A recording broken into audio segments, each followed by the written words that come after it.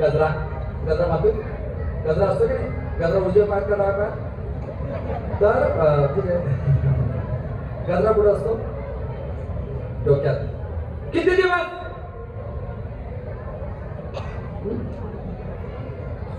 किती तास? गजऱ्याला कालमापन नाही, गजऱ्याला कालक वेळ आहे. कालमापन नाही, कालक वेळ. गजरा किती दिवस किती तास असं नाही, त्याचं क्रायटेरिया ठरलाय भगिनीचा.